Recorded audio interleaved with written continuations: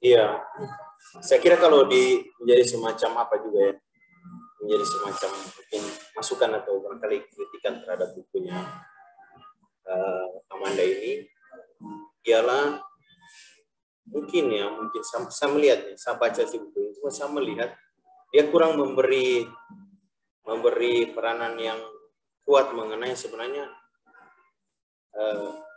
kasus mental health itu bagaimana gitu, dalam hubungannya dengan healing dalam sejarah kekristenan itu tidak terlalu kelihatan. Dia maksudnya memberi semacam seperti bilang Paulus tadi, semacam lintasan atau gambaran pemetaan terhadap yang memang lumayan komprehensif, tapi dia tidak terlalu spesifik kira-kira healing dalam hubungan dengan penyakit ini. Dan memang kayaknya kalau saya melihat lebih ke penyakit-penyakit yang sifatnya fisik gitu. Saya tidak bermaksud untuk memisahkan antara mental dan fisiknya, tapi kayaknya persoalan-persoalan mental itu tidak terlalu di-cover oleh Amanda itu dalam buku Healing Movies. Kalau dia memberi perhatian yang khusus itu mungkin akan kelihatan apa ya, gambaran-gambaran yang besar ya. Kecurigaan saya salah satu kenapa pengobatan tradisional itu masih bertahan sampai sekarang adalah dia memberi efek healing terhadap persoalan mental health juga. Salah satu cerita yang terus-menerus saya ulang dan teman saya langsung ceritakan itu mengenai salah satu ritual itu, menyambung apa yang Paulus bilang tadi, bahwa memang idea ritual dan pengalaman itu kalau dijadikan perspektif untuk melihat healing itu akan seperti yang dikatakan yang seperti dilakukan oleh Amanda ini, bahwa kekristenan itu hanya salah satu jenis healing di antara banyak jenis healing yang lain. Minimal 3, kekristenan, teknologi modern, dan indigenous healing. Dan itu masih eksis sampai sekarang. Ya dia tentu saja ada percampuran sana sih, tapi kita dengan mata telanjang katakanlah begitu bisa melihat perbedaan antara jenis-jenis healing ini. Nah, salah satu healing yang kecurigaan saya kenapa jenis healing itu masih bertahan ya karena ada faktor mental health di situ, dan itu ada salah satu ritual yang teman saya ceritakan itu, misalnya di salah satu daerah di Sulawesi Utara, ketika salah seorang anak kecil dia sudah sakit sedemikian rupa, dibawa ke dokter bilang tidak sakit gitu, tapi dia sudah tidak mau makan lagi. Usaha terakhir dari keluarga itu adalah mempraktekkan ritual. Nah, tentu ada prosedur-prosedurnya, ada makna dari mantra-mantra yang disampaikan, lalu sikap tubuh yang diambil oleh ahli suku itu. Tapi yang menarik adalah di ujung dari ritual itu adalah kemudian si ahli penyembuh atau penyembuh indigenous ini, penyembuh suku ini, kemudian dia bertanya kepada anak itu, kira-kira ada yang mau disampaikan? Lalu di titik itu anak itu mulai bicara macam-macam. Dia bilang, orang tuaku begini, aku dipukul, aku diginikan, aku digitukan, gitu. Kemudian dia menangis, dia mulai bicara sana sini, dan rupanya memang ritual itu menjadi semacam ruang pemulihan, healing. Bukan healing secara fisik dia, karena dia sudah sakit dan tidak mau makan begitu, tapi juga mental health dan healing keluarga itu. Rupanya ini sudah terlalu lama menyimpan duka dalam dirinya, dalam batinnya gitu kan. At some point ritual itu memberi ruang bagi dia untuk berbicara. Nah, biasanya dan pernah terjadi, anak itu kemudian sembuh, dia kemudian minta makan setelah dia bicara seperti itu. Nah, ini salah satu contoh ya, menjadi satu saya sendiri tidak terlalu melihat Amanda memberi spot yang jelas ya soal mental. Tentu dia bicara banyak, dia mengambil kasus Afrika, ada Afrika Selatan, Cina, Jepang kayaknya dia tidak bicara ya, Asia Tenggara dia tidak singgung. Cuma dia lebih banyak bicara Afrika, kemudian wilayah Eropa tentunya, termasuk dan Amerika Serikat, kemudian Cina. Itu saya kira yang apa ya, yang mungkin ke depannya kita bisa bicara secara khusus itu, karena kayaknya healing anak-anak muda sekarang lebih relate ke persoalan mental health ya. Dan itu saya kira menjadi kritik juga di Indonesia, bahwa Indonesia kan menganggap mental health itu kan menjadi persoalan yang penting sekarang. Belum menjadi kesadaran yang kuat gitu.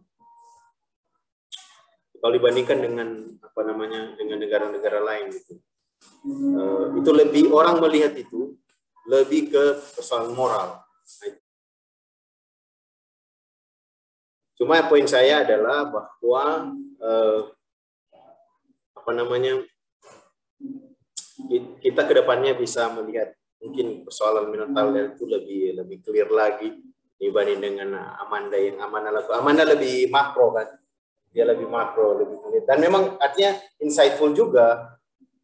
Ketika contoh begini, salah satu contoh yang saya suka melihat penjelasan Amanda itu di sisi ketika Kristenan itu berpengaruh secara positif, itu senangnya saya membaca buku Amanda ini. Misalnya ketika apa namanya social justice tadi, uang-uangnya tidak disalurkan ke persoalan kesehatan sana sini, ya Kristenan yang bersuara gitu, dan menuntut supaya rumah sakit diperbaiki dan seterusnya, fasilitas-fasilitas kesehatan didukung dan seterusnya gitu. Yang notabene jarang saya jumpai sekarang gitu. Yang saya jumpai sekarang banyak gereja rumah sakit yang dimiliki oleh gereja malah bermasalah gitu. Itu kan persoalan yang kita perlu lihat lagi gitu. Tentu saja ini bukan persoalan secara teologis mengenai pemikiran apa gitu. Dan tentu ada faktor politis, ekonomi, unsur sosial, dan itu yang menarik.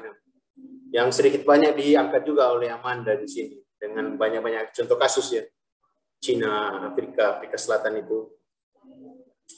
Itu saya kira tambahan dari saya.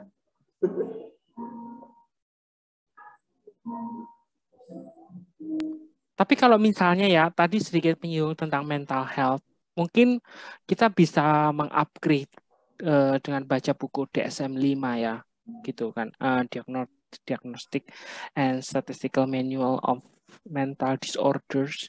So karena supaya kita bisa petakan gitu loh, oh ini bagian dari isu kesehatan mental, ini bukan. Karena kalau enggak ini bisa bahaya banget gitu kan, langsung tembak, oh ini sakit mental, padahal kan ternyata dari manual itu enggak gitu. Itu juga perlu kita perlihatkan. Lalu tentang kalau kita lihat orang yang punya persoalan dengan kesehatan mental, maka kita lihat healing model apa yang sebenarnya dia butuhkan gitu. Dan itu bisa ditembak ketika mempelajari sejarah pemikiran atau mungkin peta yang disampaikan oleh Porterfield ini, Amanda Porterfield ini juga suatu terobosan yang baru sih. Jadi kalau menurutku sih akhir kata buku ini baguslah, buat sangat rekomen gitu ya untuk lihat gitu. Ada terobosan-terobosan yang mendasar ketika mencari makna kata pemulihan healing itu dari segi sejarah Kristenan dan juga kaitannya dengan ekspansi global, lalu juga kemajuan teknologi dan ilmu pengetahuan. Memang dia tidak bicara tentang kesehatan mental, tapi kita bisa kembangkan ke arah sana, seperti itu. Itu kalau dari saya. Kalau dari Kak Evi dan Kak Ian gimana?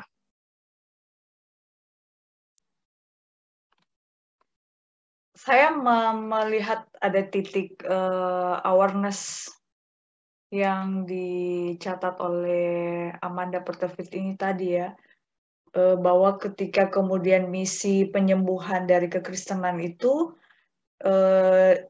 dia juga adalah sebuah misi penaklukan terhadap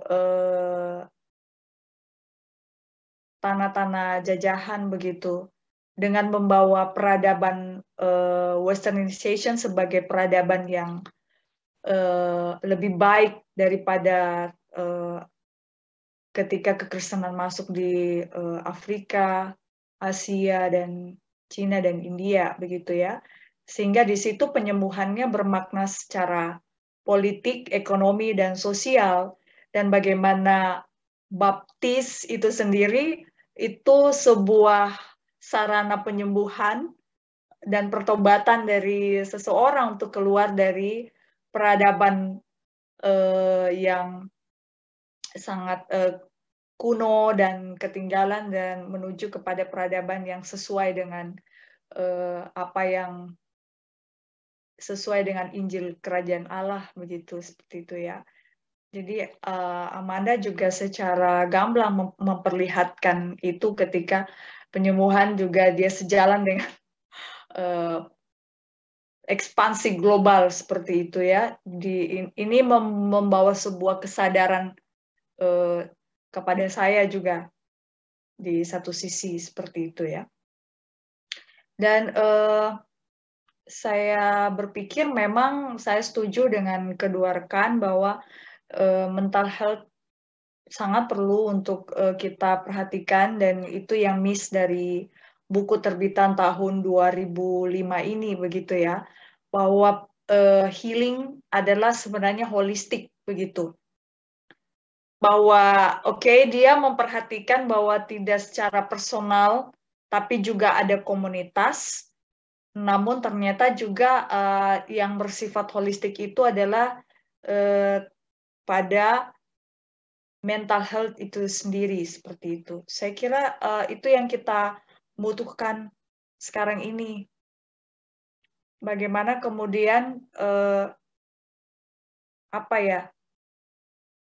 krisis di pandemi atau pasca pandemi ini dengan semua harga-harga naik dan sebagainya, dan resiliensi secara masyarakat kemudian bagaimana bisa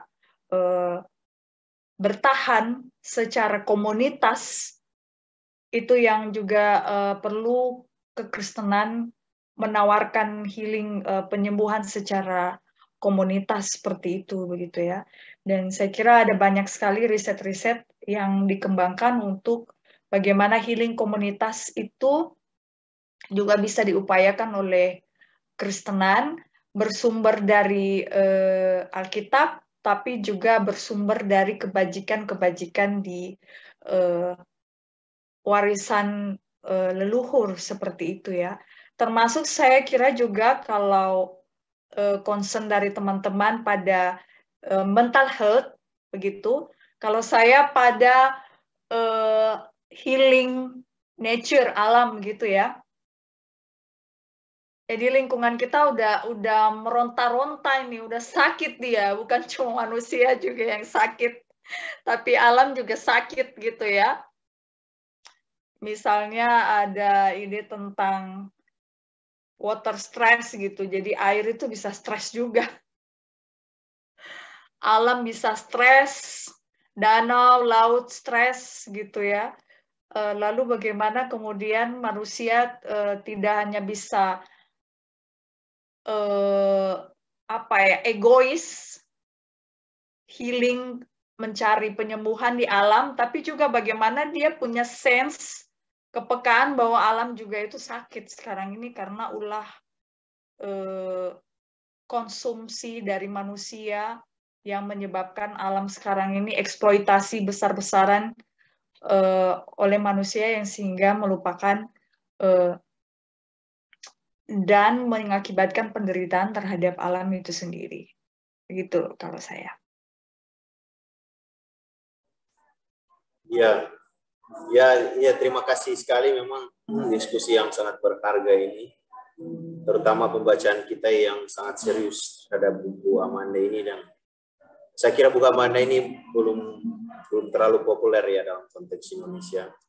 Ya, kita bantu juga untuk memperlihatkan perspektif yang berbeda gitu, terutama soal healing ini. Dan saya kira insight-insight yang sudah dibilang oleh teman-teman, inspirasi yang dibilang oleh teman-teman, terutama soal bagaimana melihat healing ini secara holistik. Bukan hanya dia persoalan personal, tapi juga persoalan komunal, bagaimana komunitas kita bermasalah di situ, pasti ada sesuatu yang keliru dengan komunitas kita barangkali ya, yang mana kita berada. Lalu bukan hanya komunitas manusia, tapi juga komunitas dengan sesama ciptaan. Itu yang saya kira penting untuk digarisbawahi di sini, supaya nanti ke depannya ketika bicara healing, selain idea, ritual, pengalaman, kita bisa melihat healing itu dalam hubungan secara holistik baik sama manusia dan sesama ciptaan. Terima kasih diskusi yang sangat berharga ini. Sampai jumpa di kesempatan selanjutnya.